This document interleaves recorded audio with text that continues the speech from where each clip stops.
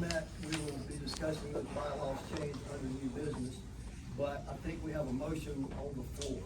Yes, Tim, I make a motion to amend the agenda to add public comment, 3 for and 3 against for any topic today. Okay, we have a motion, do we have a second? I second it. Any discussion? All in favor say aye. Aye. All opposed? Okay, so do we have the sign-up sheet back there? Can someone bring that this way?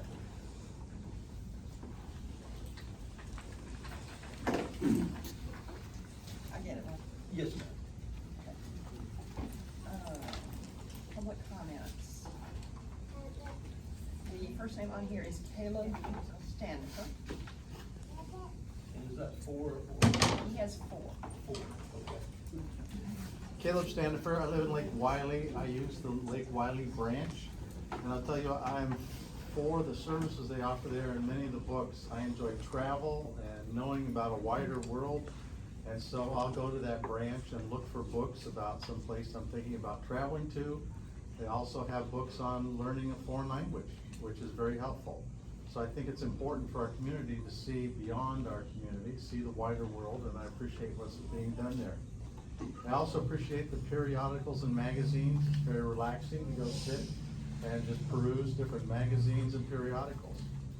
And I also appreciate the Wi-Fi because when Spectrum Wi-Fi goes out at my house, I can go to the library and take my laptop and get some work done. So I appreciate what the library is doing in Lake Wiley.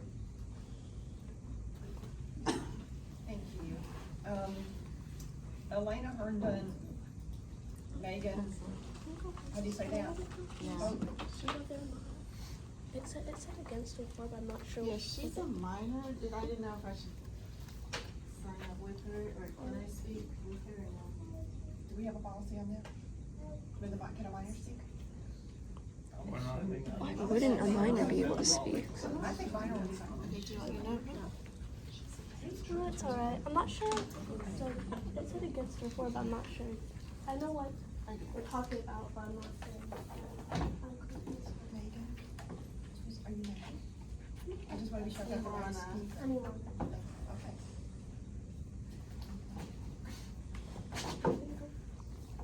No. I want you to. You want me to speak? Okay, sorry about this. I'm a children's book author. And I want to thank York County for carrying my books. Because I recently moved to Indian Land and they don't have any of them. They said we'll be happy to order them from York County to be sent over there. So I want to thank you for that. But Ilana is here. She's concerned about an agenda item that we heard about that involves shelving certain books deemed controversial, but we don't know deemed by who, for children, to be put in the adult section of the library. And there are lots of different problems with this. I have a book right here, Katie's Tiny Messengers, which is about the woman who created the COVID vaccine. Some people don't believe in the COVID vaccine, some people do. Her story is incredible. She's Hungarian, and the way that she even managed to get here to study in Philadelphia for 30 years before developing it was just extraordinary. So I wrote about it. But there are other books, YA novels, books that are between upper middle grade YA. And some of my friends who are authors, their books have been completely banned from certain libraries, or they're shelved separately, which means a child like Ilana, who's a little bit shy, is not gonna come and ask you where to find this book in the adult section. That's too traumatic for them, especially to say it's a gay child who is confused and kind of wants to read up on how kids who are teenagers develop relationships, how they meet people, whatever. They can't find the book if it's shelved somewhere else. And I think I always took my children, I homeschooled my children. I'm a Christian, devout, born again Christian, and I homeschooled my 4 children, and my daughter's homeschooling Ilana. So I'm not saying this as a far left anything. Okay, thank you, sorry. I am very, I don't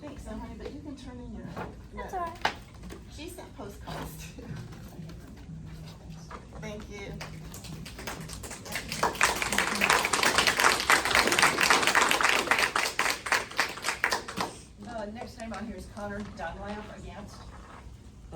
What's the time? 2 minutes. Okay, wanted to make sure I was understanding beforehand. Hi, I'm Connor. I have worked in a public library for most of my adult life. I've gone over this policy as presented, and it is very plainly stated, both discriminatory and unnecessary.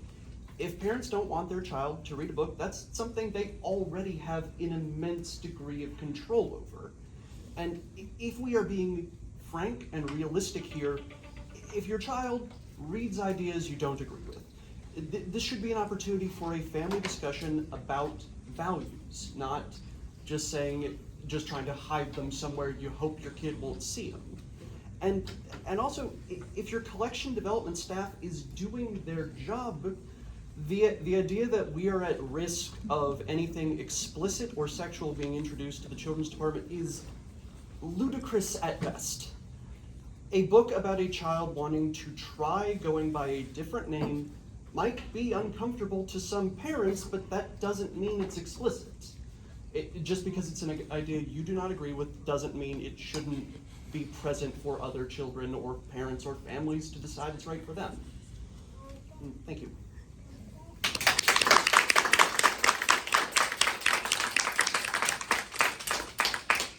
Linda Fisher, 4. My name is Linda Fisher. I've been following this agenda item for a very long period of time. And I want to commend the entire board for being common sense and being open to all sensibilities. I think the key word in the discussion so far has been child. And I think the understanding of a parent over the larger aspects of different issues is something a bit different from what a child understands. And I appreciate the fact that the books are available and that parents can talk to their children about any of these issues because these books are available. And I appreciate the common sense manner in which the board has addressed this, giving a due process thought to everyone's position and allowing everyone to have an opportunity to discuss any issue they want with their child at any time. So thank you very much for your work.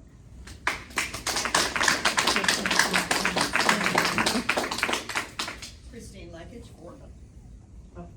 Yes, I am for it. It's hard to have to piggyback on what Linda said about the common sense approach. And I think I am for libraries, for books. Everybody in this room loves books. We support the library. So it really is sometimes baffling that we can be so antagonistic towards one another. I think we just need to find that common ground. I am for finding that. And we are, and I appreciate the library board for all the work. Again, common sense, that you're looking at all sides of an issue. And we are talking about very specific content. Many of the books that were shown look very interesting. I'd like to take a look at them. So we're talking about something very specific, and I wish we could all see that we love our children, that we love reading to our children. And I appreciate that this board you focus on our children, protecting their ears, their eyes, their minds, and ultimately saving their lives. Because books and our approach to that does ultimately save their lives and what they're exposed to.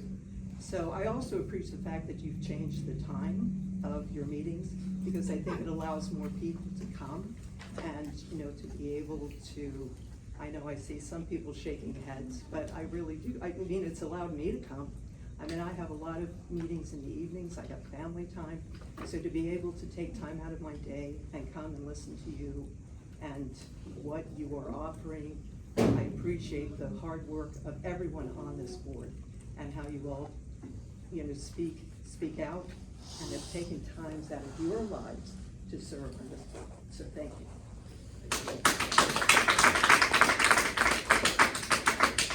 And Katie Hay, against. Hi. So I just wanted to start saying that common sense says that your neighbors and friends are not perverts, and we are not a danger to children. We exist and we deserve the dignity of knowing we are welcome at our libraries. We are part of this community, even if some people aren't welcoming and loving enough to know somebody who's willing to be open with them. Our pledge says that we have liberty and justice for all, not just people of one specific church or narrow faith. There are people of all kinds in York County and the surrounding areas that access these books. And kids are also queer. We grow up into queer adults and we find our voice. But I think that people deserve to use parental discretion and their own judgment. We already have amazing librarians who classify books, who review books and determine what is in them and what demographic should access them. We are not perverted or weird. We do not deserve to be pushed out. Thank you.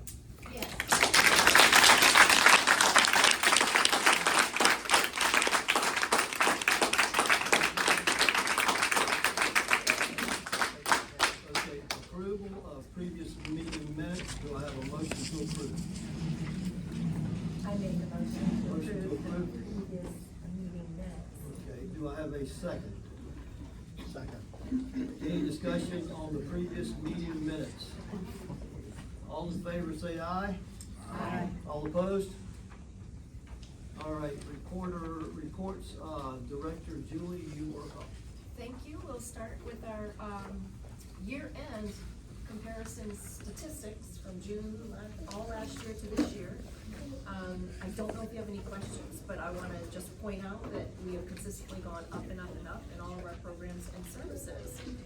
Circulation, hotspot use, our virtual programs, our databases, so we are experiencing lots and lots of usage, and that makes us happy. I wanna point out that Facebook, or Meta, the company, is no longer recording, the number of likes, in its own, analytics, and so they are only, counting followers, which kinda makes more sense anyway. You wanna know how many people are following you versus liking certain posts, especially when we do the cross-posting that Facebook does. You've got other libraries who show up on our site, so it's not as accurate as how many people are following us.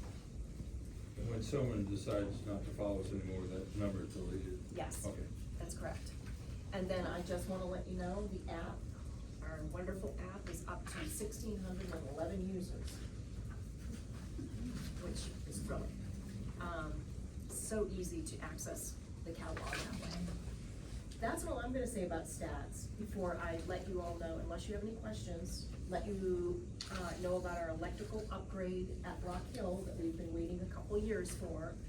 Finally went out to bid. This building was built in 1980, and so you can imagine, the electrical upgrade is well needed. We've Band-Aided as we can, added panels as we can, but this is, a well-needed upgrade. So, where we are is the bid went out, and we have a pre-bid walkthrough of those people who are interested in bidding. We're doing that next week. So after that, we expect that it'll be a couple more weeks. I don't wanna like hem in the county with the deadline that isn't true, but it generally is a couple more weeks before the bid is awarded. When the bid is awarded is when we all go to work with the logistics of what that means. So until the contractor is hired and comes through, we can't talk about phases, openings, closings. We can't talk about all of that in any defining or definitive or finite way. We have all talked about it at least 2 or 3 times over the last couple of years. So we've got plans in place. We just need the contractor to outline what it's all gonna look like. And as soon as we know something, you all will know something, and the public will know. But it will involve some kind of closing of this building at times. And I don't have any more information in terms of how long that will be, because it could be phases again. So once I have that information, we're gonna get it to you. Okay? Thank you. Thank you. That's all I have. Okay. Treasurer report, Dennis? Yes, I'd like to call your attention I'm gonna speak for a while, Pam will speak, we're gonna two-time this. But I'll call your attention to our statement of revenues and expenditures. Shows through the month end, June 30th, and I will say that that is a soft June 30th. We are not officially closed, it takes a little while to close with final bills coming in and things like that. So this is not the definitive year-end report. This is just our view for June 30th, but it will be subject to change. And the salient item is all the way down at the bottom. And this year, tentatively, we're talking about, it's labeled excess of revenue. A more appropriate term would be called surplus, which is basically we underspent our budget. It shows you there all the line items and all the negatives. A couple were over, but overall, we spent about 95% of our budget this year. So that surplus, when it's exactly defined at the official year end, we will make a motion then to apply that to our fund balance, is where we appropriate the surplus at this time. So that's, again, there's really nothing to talk about in the sense you can look, for a $10 million budget in round numbers, this is so wonderful, it's not hard to describe. The staff just does an excellent job at maintaining their budget numbers. And indeed, where they underspent was probably just something that happened that year that didn't cause them to spend it, but you'll see that, in terms of books, periodicals, AV material, we're totally spending the whole budget. So that ends that little presentation, unless there's anybody have any questions on this year-end statement. Pardon, not year-end, June 30th statement. Okay, then moving on, I'm gonna let Pam talk about our 5th budget draft. And as they say, the 5th one is the charm. And, but it's precipitated by some good news. We actually, not to get too complicated, but our funding is based on a mill rate that the county assigns, and we get, Kevin, help me with that, so many mills. 4.6. And so you take 4.6 times the mill rate, and that gives you your number. Well, the mill rate sometimes is a floating number and not necessarily defined. It's somewhat a projected number, actually. But the county has finalized the mill rate projection for next year's budget, which precipitated a $80,000 more funding to the library. And then we have other good news of an internal contingency that we had thought we were gonna have bear an expense through, depending on the federal law, funding changes. And that turned out to be an expense we don't have to bear. So in essence, we're putting another $72,000 into our budget. So what Pam is gonna discuss is the reallocation of $152,700 to increase our budget for this year. With Pam, with that introduction. Great, thank you, Dennis. So I'm gonna read down the spreadsheet that we're used to, the budget request, but I'll also be referring to the talking points that are in the Word document that accompanies that, so we'll go back and forth between the two. As Dennis mentioned, the mill rate did increase by, I believe it was 17,500 per mill, so that gave us an extra 80,500, which changed our total revenues to $10,298,114. Then we are reallocating $72,200 that was previously set aside in case the E-rate funding for our internet service fell through. However, the Supreme Court did uphold that congressional allocation, so we can reallocate that money. So we've got a couple of changes here. Electronic reference, I've increased by a very small amount, $9,000, and we're putting that all towards Overdrive and Libby for our audiobooks and online books, which are in very high demand. We overspent that budget this past year, so we're trying to accommodate that for next year. That that is, the red one for electronic reference, the 1.221 million. Okay. And that was for overdrive and for living. Correct. Digital services. Then, in Carol, the, if you have this other sheet, I do. it gives it to you specifically. It's under. okay, yeah. The next number that's in red is the insurance number. We've increased that by $20,000 to allow us to purchase some, additional liability insurance specific to the board of directors. Our building maintenance fund, we increased by $50,500 as a contingency for that electrical upgrade. Our understanding is that once the bid comes into county, that is the price that county will pay for those repairs. And if the actual work comes in over that, the library would be responsible for the overage. Am I understanding that correctly? No. Okay. If they get in there, and again, the county will maintain the facilities, we own the facilities. You know, the 50,000 is the magic sort of number, you all take everything to $50,000. This is a project over $50,000, and it's funded out of our reserve fund. So let's say if the bids come in, I'll just make up numbers, these are not the numbers, let's say $1 million. And when they get in there tearing the walls, they come up with something and need an extra $50,000. That would still come out of the county's reserve fund. Okay. So y'all are gonna be good on that. Okay. This would be for our own like pods and contingency to take care of. I understand, rotation. okay. Yeah, I'm sorry. if I That's, was- nope, that was my misunderstanding. So that will allow us like storage when we have to move things out of the library and all that. That makes sense. My apology for my misunderstanding there. That's okay. All right, so, that's that red number. The next red number is on the back of the sheet in professional fees.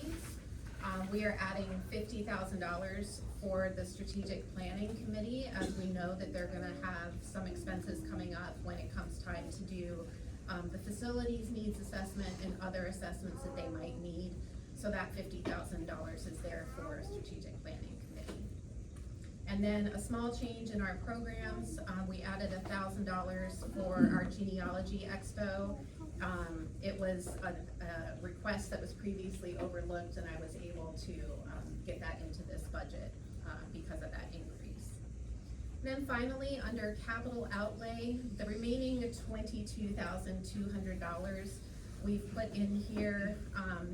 There are these things called privacy booths that a lot of libraries are starting to put in to allow people to have private enclosed areas to do things like job interviews or online doctor's appointments, things like that. So we are looking into potentially purchasing a couple of those for the Rock Hill branch here. And that brings our total expenditures to round out the budget at $10,298,114. Thank you. Are there any questions about this? I've got some questions. Yes. Okay. I'd like to have fully explained why we need to spend $20,000 on higher liability insurance for the board. My understanding that we are protected by the county's umbrella policy, and I don't see the need for us to spend $20,000 on additional insurance. I'd also like to know if any other county board has additional insurance above and beyond what the county already pays for. Madam, do you know? Does any other board get additional insurances? Not that I'm aware of, sir. Why do we need it? Okay, let me explain it to you. We've talked about this numerous times, but we'll talk about it again. In the South Carolina State Library Reference Manual, page 45, says, although suits brought against library board members are not common, members are at risk and need to protect themselves. Even if a lawsuit is without merit, the library may still incur costs to defend its board against legal action. Governing boards can protect themselves by purchasing directors' and officers' liability for members and employees. The fact that we may do it doesn't mean we have to do it. I'd like to ask the county attorney, do you feel that we need to have this additional insurance coverage? I'd be happy to address that in executive session, the appropriate matter, yes, sir. so the public doesn't get to hear That whether be this advice is to, needed. be advice to the body. I can provide that. We will be further discussing that under new business. All right, any more discussion? Yeah, I wanna talk about the privacy piece. Have we talked to other libraries that have had that have any problems that come with them? We haven't even, we haven't reached out with references, if that's what you're asking. Well, we got it in the budget. I guess my concern is, one would be have them sanitize these things after people use them. We do We- occasionally have to sanitize our regular furniture too. I hope to God we never have another pandemic. But I remember my doctor telling me that, the virus from COVID would linger 15 minutes or longer in a closed space. And I wonder if these things are really needed. So they would act as study rooms. They would give us more flexibility, because one of the repetitive, comments that we get from people using the library is they wish that we had study rooms, quiet study rooms, and this would serve as that. Now, the ones we're talking about would accommodate 2 people or 1 person or what? We were thinking of doing 1, 2, 1, 1. Okay. Are you concerned about people using it to place to sleep? Well, that's why the appeal is that it has a glassed front, and it would be, for example, here in Rock Hill, it would be upstairs, visible to staff. So, for example, I worked in a library that had study rooms that you signed up for. Right. And not only would we just monitor, you'd have a limited amount of time that you could go in there as well. That would be the policy you Yeah. use. Yeah, otherwise people would take it all day and other people couldn't get it. First come, first served for limited time. So, this one is obviously is glass on, or visible on both sides. That's right. That one is not. That's just single. That And is you a think, single. yeah, that would go So this against would the be wall. more for a group. But, I do like the idea that it would be visible from both sides. If, it wouldn't be pressed against the wall, obviously, that one would be. Yeah. Mr. Chair. Yes, Mr. Treasurer. I move that we adopt version 5, July 10th, 2025 budget as presented. Do I have a second? Any discussion? All in favor say aye. Aye. All opposed? Nay. 1 opposed. All right, we move on to, is that all for, treasurer? Thank you, all. We move on to standing committees. Strategic Planning Committee members are Carol Herring, she's the chair, Terry Plum, and Laura Milam. Policy Committee chair, Policy Committee members are Dennis Jetter, he's the chair, Susan Pining, Nancy Nicholson. I'm leaving the committee members the same for our next fiscal year because you all are doing a superb job on both of those committees, and I really appreciate all the hard work and hours that you all put in on this. No one knows how many hours you have to work on these type of things for free, and I appreciate that greatly. So, reports, strategic planning report. Carol? We met at 11:30 simply to go over the SWOT process, strengths, weaknesses, opportunities, and threats that we will actually be working on in our August meeting with all of you. And I'll be reaching out just to be sure that you would be available early for that. The idea that we will have 10 or 11 of us, we will divide down the middle. We have 4 areas. We will look at the, where did it go? Facilities and programs and services, the collection and staffing, those 4 areas. So what are the strengths of each, what are the weaknesses of each, opportunities that we have, and then threats to moving forward that we would encounter. So just next month, know you have a little bit longer meeting, and we will begin looking at that. We will have, we already have input from the staff, we haven't seen it yet, that will be available. We are holding that back because we would like not, we don't want that to in any way influence the things that we might say. So our strengths might be completely different from what a staff member might see. Their weaknesses will be from the inside, ours will probably be from the outside. So that is the way we will tackle that in order to get started for a strategic plan that will be covering those 4 areas and perhaps others if they're identified during our next meeting. Very good, thank you, Carol. All right, and then the policy committee update. The policy committee has met, I believe, twice in the last month in a workshop format. We have another workshop scheduled for next Monday. These are all posted and public is invited. We are not to the point yet of having any voting yet because we're still accumulating information and having discussions about various sections. Our goal is to have, as I said, this workshop meeting next week, then to pass what we have available on to our county attorney who's being notified right now, just to make sure that what we're putting down pass muster with him. Depending on his comments when he come back, we'll either have a official meeting to approve the policy or go to another workshop meeting to discuss his comments. So either way, we are gonna be meeting probably weekly with the 1 week off for Michael to review the materials. And our plan is to have the policy approved in the committee level to present to the total board at the next August meeting.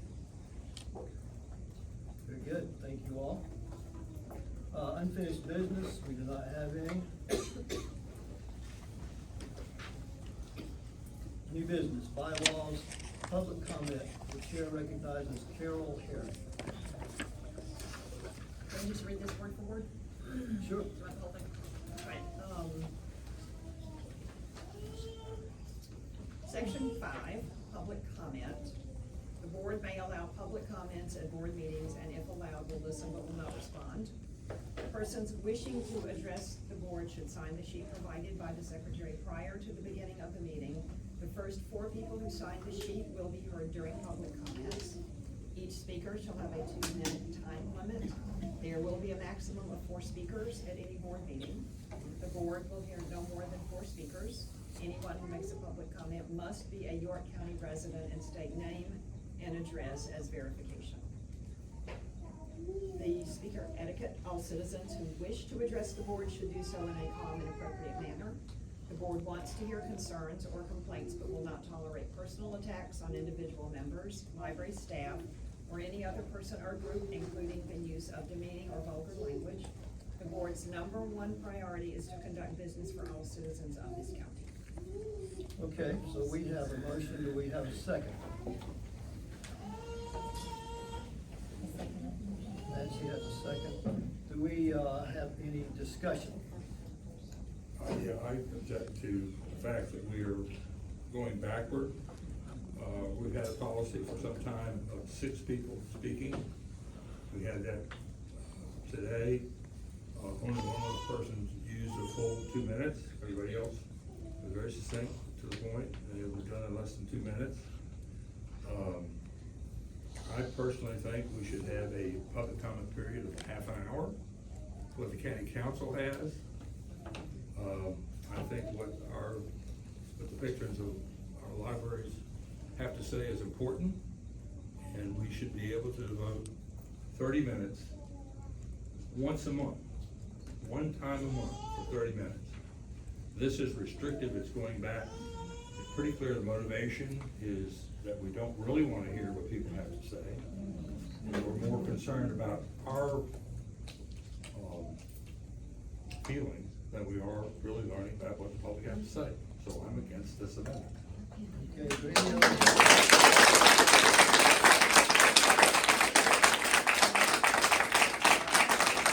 Hey, listen, you all, we're gonna have an orderly meeting. This is your one warning that if it's disruptive, This fine officer will be escorting a disruptive person out of the building. Thank you. Okay, do we have any more discussion? Yes, I would, That was unnecessary. Okay, it's that gentleman right there. Oh, yeah, public support's very disruptive.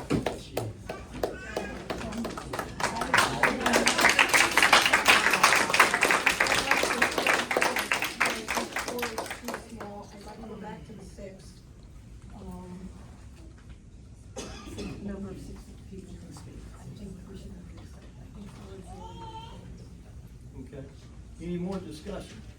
I agree, I think the 6 is fine. And I can amend, if that's I what would we like to decide make to a do. motion to amend, to increase the number of speakers to 6. I'll second that motion, that amendment. So do we vote on the? We need to vote on the We need to vote on amendment. the amendment. Okay, we have an amendment to the motion. Do we have a second? We have a second. Terry seconded. Okay, so all in favor of the amendment, say aye. Aye. Any opposed? Okay, so before we vote on the, is there any more discussion? Before we vote on the amended motion, Carol, I need to read the amended motion to us. We'll change it to 6. Please, yeah. Okay. Do we just read that part, or the whole thing? The whole thing, I think. Okay, the board may allow public comments at board meetings, and if allowed, will listen but will not respond. Persons wishing to address the board should sign the sheet provided by the secretary prior to the beginning of the meeting. The first 6 people who sign the sheet will be heard during public comments. Each speaker shall have a 2-minute time limit. There will be a maximum of 6 speakers at any board meeting. The board will hear no more than 6 speakers. Anyone who makes a public comment must be a York County resident and state name and address as verification. Okay, and then the speaker etiquette, I guess, read that part too. The speaker etiquette. Any all citizens who wish to address the board should do so in a calm and appropriate manner. The board wants to hear concerns or complaints, but will not tolerate personal attacks on individual members, library staff, or any other person or group, including the use of demeaning or vulgar language. The board's #1 priority is to conduct business for all citizens of this county. Okay, all in favor, say aye. Aye. All opposed? Okay, I do have one question. Who made the motion the very first time this was read? I have Nancy as a second, but who made the original motion? You did. That's what I thought. Yeah, you made the original motion. That's what I was gonna write down, but I thought there had, I thought I heard somebody else.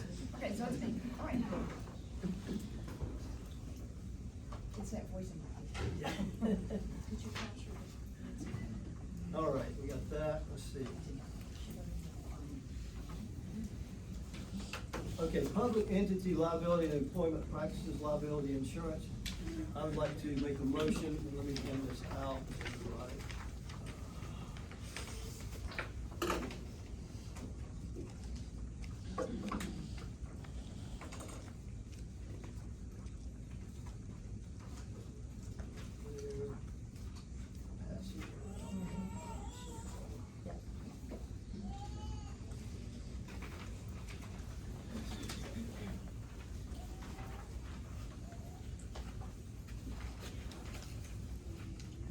Okay, I move that the staff purchase additional insurance for library board members known as public entity liability and employment practices liability insurance. Second. Any discussion? Yeah, I'm against this, for reasons previously stated. I think it's a waste of money. I think our coverage is adequate with the county. I think every other board the county points, doesn't have this. The reason that we're special. There is some concern in this board that we might get sued if we adopt a certain policy on books. I think if we do our job, and we're not getting into personal attacks or doing something that would be offensive illegal. We don't need this protection, and we give that $20,000 to be better spent on a lot of things. Okay, any more discussion? All right, before we vote out, we're gonna read it one more time. I move that the staff purchase additional insurance for library board members known as public entity liability and employment practices liability insurance. All in favor say aye. Aye. All opposed? Nay. All right. Adopt county FOIA fees. Was there a second on your motion, sir? I second. Dennis, that was Dennis, right? Adopt county FOIA fees. I move that the York County Library Board adopt the FOIA fees policy that York County already has in place. Do I have a second? Second. Any discussion? I'm not sure what that policy is. You say the county, we would be copying the county's policy? Yes. Well, I wanna have it explained to me what the county policy is before I vote on it. Okay. Don't have that, but does anyone else have to see that before voting on it? It's a policy establishing the charges that can be, tallied against a requester for information, if it's, when it's voluminous or non-electronic form. Oftentimes, there's a cost with determining what forms are to be produced, and under the law, you're allowed to give an estimate of the costs, not produce in response to the request for information until those costs are paid. And then if less time is utilized in researching and providing the documents then as estimated, you refund the difference to the requester. It's a provision that state law allows for, and my understanding is that the library does not have a policy to charge fees and costs for certain requests. Right, and basically what the state law says is that, if it's an electronic document, you cannot charge a copying fee. You can allocate, a fee, charge a fee for the time involved. Yes, sir. It also recommends that the person that retrieved that information, be the lowest priced person available. Capable to respond Capable to that to do request. In Yes, our sir, that's case, right. I understand that that would not be the lowest priced staff member. It would be someone relatively high in administration, because you have to be a certain level to access this information. Is that correct, Julie? Yeah, but I think, I only heard that at tail end, you said a capable Yes, person. the law allows for those, at whatever level that may be, Yeah, but the so- lowest cost Right. of those able to capable. respond to Yeah. the specific request. It may be different depending on the request. In a larger organization, there might be varying degrees So of it does cover. responses. Well, let me ask this. There've been several FOI requests in recent weeks. What amount of time would you say has been allocated towards your time or your staff time in So- getting this information? So we have to shut down all your emails. Right. And then the two IT workers who work on this have other things to do, so I can't say a lump sum of time, but it usually takes 2 to 3 days. But they're not working full-time doing this. That's why I'm saying I don't have an accurate chunk to tell you at this meeting, because they do it over a period of time. So I we can't tell you cannot tell people. Today, not If you today. make an FOI request, what we're gonna charge you. No, we would, okay, so to charge them, you'd have to know the going rate of the IT person, and then have them document the amount of time it took, and then that's how we would know the charge. Afterwards. Can we give it a rough No. estimate? Are we Yes. talking about a few dollars or a few $100? I can't tell you right now, I don't know. Well, I think It we. depends on the salary of the person. If the person is $25 an hour and it takes them 6 hours, that's the amount. So it would be $125 or $150. Right. Okay. That's it. I would request that before we vote on this, we have Julie come back and give us an estimate of what it's gonna cost people, based on our, the requests we've had in recent times. I mean, we're talking about telling people, oh, you can have information, but it's gonna cost you $150 or more. I'd like to be able to say what that is.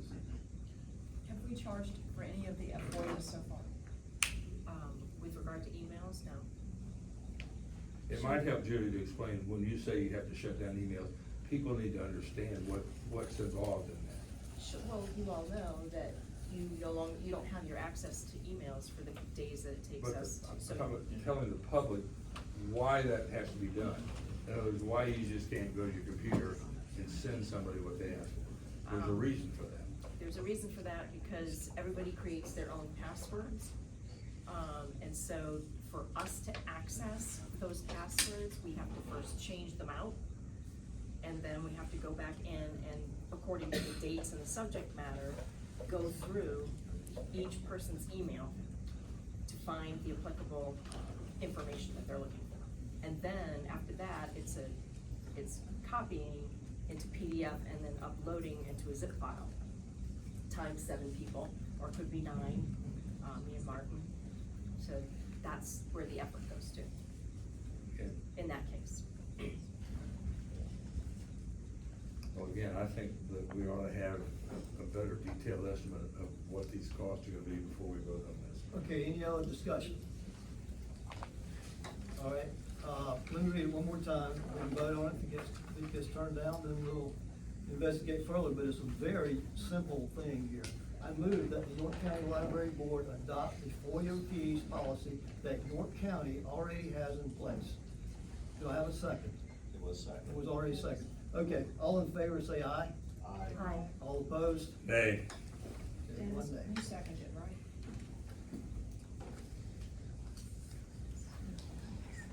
All right, next up is discussion of the referendum.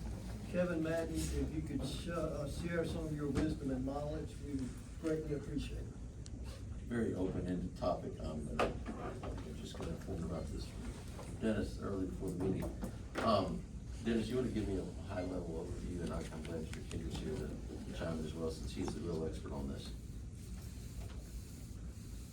Of what exactly with the referendum, the information you're wanting. Right now, we are going, the board here has never been through a referendum that I'm aware of. Maybe Julie, you were with the first one? Nope. Okay, the only thing I know about referendums right now is that we had one years ago and it failed. So the first thing you do, if you did something before and it failed, you better learn why it failed so you don't repeat it. So the first thought I had is, let's find out why it failed. Obviously, you don't follow down that road again, but we all know, it's pretty obvious, though I've been corrected in my public comments about needing more libraries. That being said, I still believe libraries are needed, and we have a lot of expansion to do, and that's why the strategic committee is working very hard on that. So just a little bit about what we've been told. In the end, whatever they come up with, it's obviously gonna be new buildings. That requires a referendum, and we're gonna have to go to the taxpayers for the money. So that's my general overview. Please fill in the And blanks. I'll just give very high-level information about this. Well, I've seen successful referendums versus referendums that haven't worked. The successful referendums usually have data. They've done their homework, they make a strong case, they've got a lot of information out there for voters to analyze. You can look at the Penny's referendum, the first one barely passed. Since then, there's consistently very high pass rate on those, because we've got a proven track record. You know, I can speculate as to why the last one failed, and my speculation would be the location and a lack of enough data to support a library here in Rock Hill, downtown Rock, a new one. I believe the library's plan, if I'm following your budget correctly, is to have a study done, to have some data to back stuff up. And I think that'd be very imperative. And you're gonna have to get a certain, you know, to get the actual referendum in place. I'll let Michael speak to that, because I don't know the legalities about that. But I think you have to have does council have to bless that referendum to go? Yes, there are different means to get a referendum for the public. There's one by petition, and there's options that the council can initiate. I would just have to understand what's being requested and see if there's a bond issue associated with it, what the approach is. But certainly it's calling a certain question to vote for the public to act upon. I think of those two, one I think requires 10% of the registered voters like that to sign up, 15% sign a petition, which would be a very tall task. I think I'd. What percentage? 15. 15% registered voters? Yes, sir. were I requested. think the other one going through county council would probably be the path of least County resistance. council can also, but they're, have to understand the requirements under each approach. And Can I ask you to back up and explain to the public why a referendum is required? Dealing with the state laws that how much indebtedness you could have? There's a cap on indebtedness, and- Based on a percentage of the Assessed value. property values, Yes, sir. correct? Yes, sir. So in other words, we don't know how much the county council could just say, okay, we're gonna spend that money, as Correct. opposed to going to referendum. Yes. Do they I have? would have to know more details about the approach and what's being requested to really definitively Right. answer your question, but the cap is always a concern. Right. And, the question on bonded indebtedness is It's also. a state law, it's not the county. It is a state law, Okay. yes, sir. I just think people need to understand that. I mean, I think this referendum, from what I've heard about it over here, I believe this board's gonna do the necessary work. And I would run everything through Michael Kendry to make sure you're doing it the right way. But getting the data gathered, building your case, and making sure the public understands what they're voting on. We've had multiple successful referendums here in York County. And in York County, the people that have put those forth are using a very good job of proving their case and explaining to the voters why this makes sense. And there'll be a question they'll be voting on, and that's very important as well to put that together. And again, I make sure you work with Michael Kendry's office on that particular question. And that's where I think some of the nuances, and I don't think we're gonna details discussed tonight. Are you going to issue debt? How are you gonna do this and that?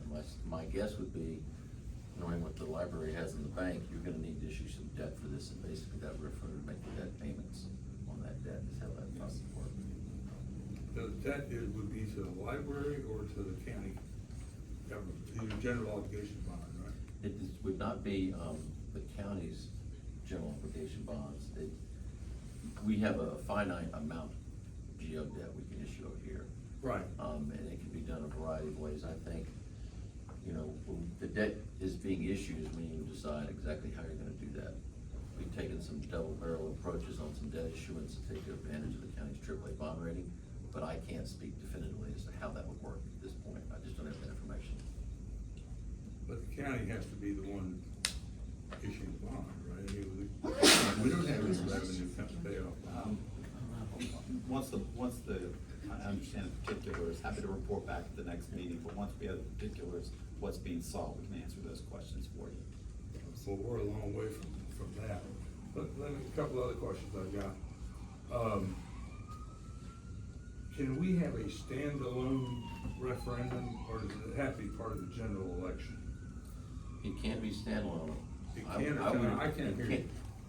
It can be standalone. I would encourage anybody doing referendum to do the referendum in conjunction with the general election. We had a school district do a referendum on an odd Saturday. It failed. Right. You wanna typically make sure, cause you look sneaky when you're doing that way, just to be candid. I like to do with the general election, whether it be, every 2 years, which one you pick. But you're gonna get the most voter turnout, and I always think that's the best way to go about doing that. When you try to do this on a random Saturday, it's usually not a good look. There's another line of thought in that. One is that libraries generally are very popular with people. Yes, sir. More popular than schools. And so there's a good argument to have a standalone election. The other thing is that you can rally your forces in support to come out, and the opponents are less likely to come out. But this is an important point. There's no way that a bond referendum for a new library is gonna pass in York County without the concerted effort of a lot of people who basically are the patrons of the library. They've gotta get organized, they're gonna have to raise money, because I believe I'm right on this, under state law, we can't spend library money to promote a referendum. That's right. And just like county council can't spend county money to promote a referendum. That means the public, either individuals or a foundation, has to raise a significant amount of money to promote a referendum. Otherwise, it's gonna fail. And that means somebody other than this board is gonna take the leadership and start building the resources needed. We need a independent, tax-free, nonprofit foundation out there to raise the money to have a referendum. when and I may be wrong on this, but my understanding of Pennies for Progress, the only reason that passed was that they basically, somebody subcontracted to the York County Chamber of Commerce, whatever it's called now, the Chamber of Commerce, who had the expertise in promoting referendum, that the Pennies for Progress had a outside party organizing the campaign, and we would have to do the same thing, someone would have to do the same thing for a library referendum. I don't think you're exactly correct on the chamber supported Pennies for Progress referendum, but it wasn't like they were outside hired. And you're correct, the library can't spend taxpayer dollars in referendum. I will reiterate, I think it's usually best practice to have a referendum in conjunction with a general election. You want the highest voter turnout because, you know, to your point you made, you can rally the troops to come vote. So you try to get everybody in the know to come vote on a random Saturday. That's generally not viewed very well in the public. You wanna, just my honest opinion, you wanna have the public as informed, as many people to come out and vote as possible on this to make sure you get what the public wants. And that's why I'm not a fan of the random September, Saturday referendum votes. Because they used to work, and school districts across the state have done that, but I said that's not worked so much lately, because what you have happen is a lot of people come out and get irritated, you're trying to sneak something by. And I would advocate that you try to be as transparent as possible about this as a front. To your point, libraries are popular, and the York County Library has a lot of things to brag about, and so y'all should want everybody in the county, as many people as possible, to come out and vote. Is there not a fee for any time you have an election? If it's a separate election, it is expensive, right? Unless it's put with, say, the general There is a election fee, in November, yes, right? there's a fee. So Yeah. that would just be an additional cost that would Yes. actually not make sense. Yeah, you're right. Okay, well, thank you all, that's a lot of good input, appreciate everybody's time and effort. Do we have a motion to adjourn? We'll make that motion. Sorry. We have a motion, do we have a second? Second. All in favor say aye. Aye. All opposed? Thank you all.